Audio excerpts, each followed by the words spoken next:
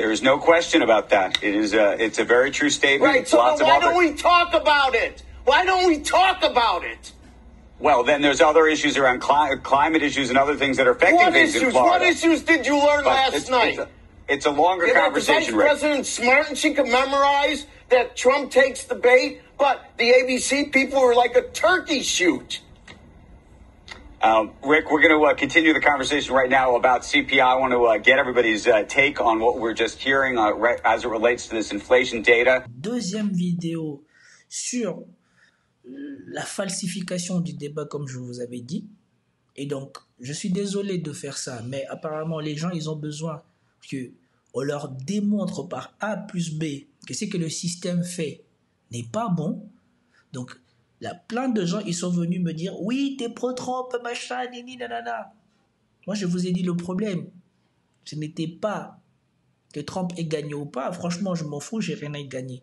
Moi, ce qui me déplaît, c'est de voir à quel point les gens vont continuer, pour beaucoup d'entre vous, à être soumis au système et à refuser d'ouvrir les yeux.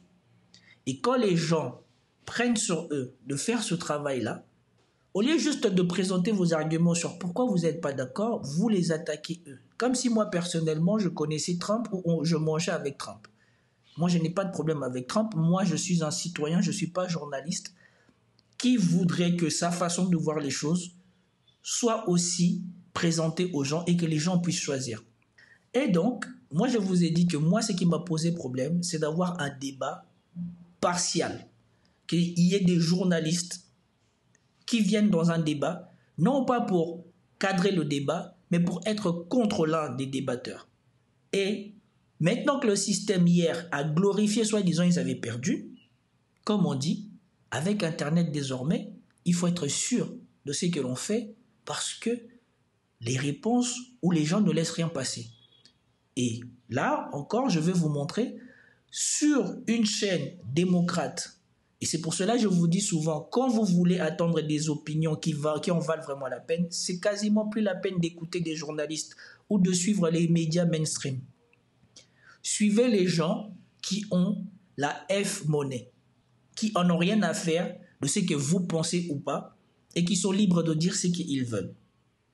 Sur NBC, il y a un commentateur financier qui a terminé Kamala Harris sur sa non-réponse par rapport à l'économie du pays, à la situation économique du pays dont elle est comptable.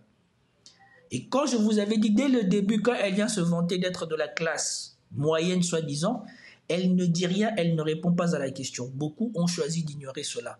Mais apparemment pas aux États-Unis et apparemment pas ceux qui comprennent ce qui se passe. Et il a terminé Kamala Harris. Et sur cette vidéo, c'est la deuxième partie de pourquoi ce débat a été biaisé. Et donc pourquoi on ne peut pas considérer que Kamala Harris a gagné. C'est comme si Trump il était monté sur un terrain avec une main attachée. Même si vous détestez Trump, il y en a beaucoup qui ont eu le culot de me dire il faut reconnaître que Trump a perdu parce que les sondages disent qu'il a perdu. Donc vous êtes plus capable de réfléchir de vous-même. Vous réfléchissez par rapport à ce que les médias et les sondages vous disent. Et ici, vous allez attendre aussi que le président de NBC, sa femme, je crois, ou lui-même serait ami avec Kamala Harris. Mais de toute manière, le plus important n'est pas ça. Le plus important, c'est dans le checking ou dans la réalité des choses qu'elle a dit. Parce que soi-disant, les Européens ou les médias mainstream européens essayent de vous montrer que Kamala Harris est la meilleure candidate pour les États-Unis. Mais moi, je vous ai déjà dit, s'ils veulent gagner ou s'ils veulent légitimer ce qu'ils voudraient faire, ça veut dire faire en sorte que Kamala Harris gagne, ils veulent qu'à l'international, quand Trump dira que j'ai pas perdu, vous tous vous soyez convaincus qu'il a déjà perdu. Voilà pourquoi on a fait le débat tel qu'on a fait le débat. Ils ont pris sur eux de biaiser le débat pour qu'à l'international, on voit que Trump il est en difficulté. Alors que si vous regardez les deux vidéos de fact-checking que je vous ai montrées ou les deux vidéos sur lesquelles on revient sur ce que Kamala Harris dit, si les journalistes auraient fait ne serait-ce que la moitié de ce qu'ils ont fait à Trump, à Kamala Harris, je pense qu'il n'y aurait même plus de questions à se poser sur si elle doit être présidente ou pas. Et donc voilà la deuxième partie du débankage de Kamala Harris. L'introduction, une fois de plus, a été longue et je vous remercie si vous avez été jusqu'à là. Je vous laisse apprécier la vidéo. Peace out. Vice President Harris, you and President Trump are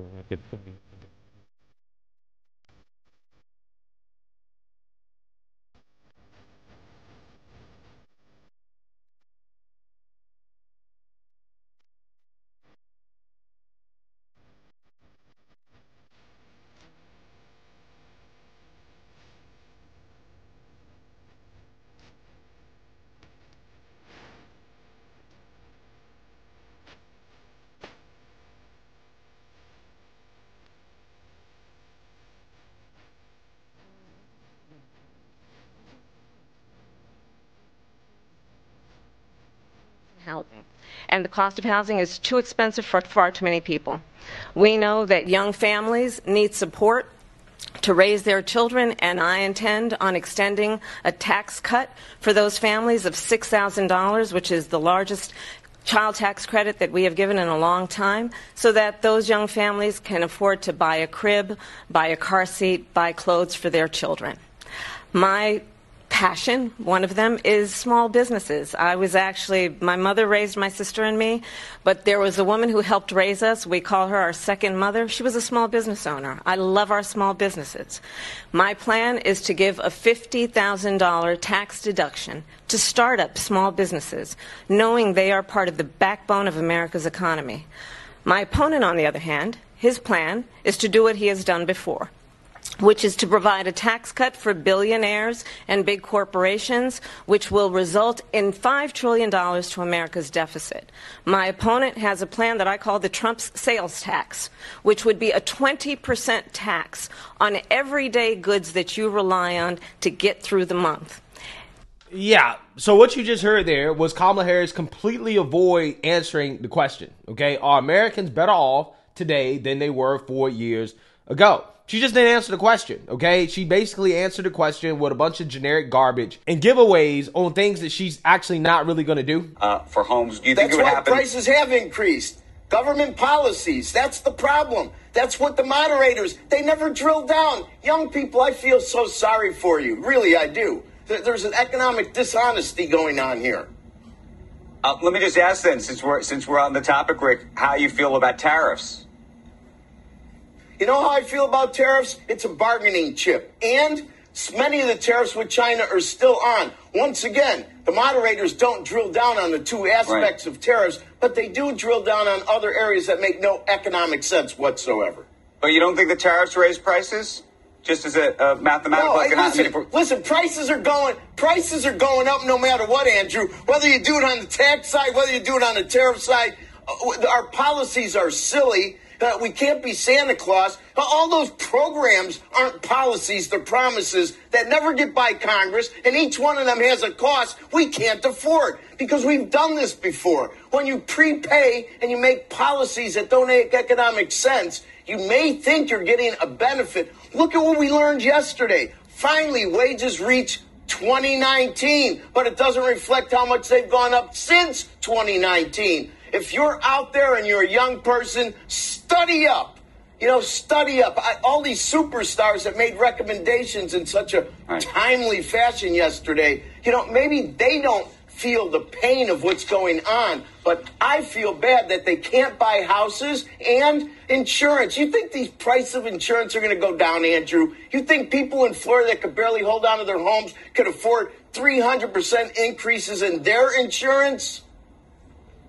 There is no question about that. It's a very true statement. Right, so why don't we talk about it? Why don't we talk about it? Well, then there's other issues around climate issues and other things that are affecting things in Florida. What issues did you learn last night? It's a longer conversation, Rick. The Vice President's smart and she can memorize that Trump takes the bait, but the ABC people were like a turkey shoot. Rick, we're going to continue the conversation right now about CPI. I want to get everybody's take on what we're just hearing as it relates to this inflation data. I'm disgusted. I'm ashamed of those moderators at ABC News. They did exactly what their bosses wanted them to do. The person who runs ABC News is a close personal friend of Kamala Harris. that is responsible for Kamala Harris and her husband meeting. And they did Dana Walden's bidding tonight. It was 3 against 1 on that debate stage this evening. Hi, everyone. I'm Megyn Kelly, a special program tonight for you reacting to the debate. It was 3 against 1. It's very easy to look like you know what you're doing when both moderators are entirely on your side.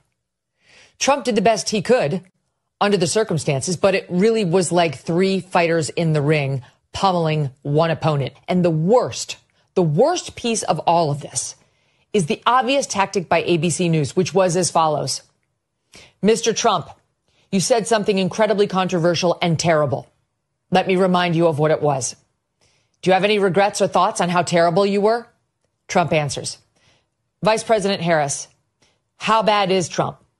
And then she'd answer. It happened over and over again.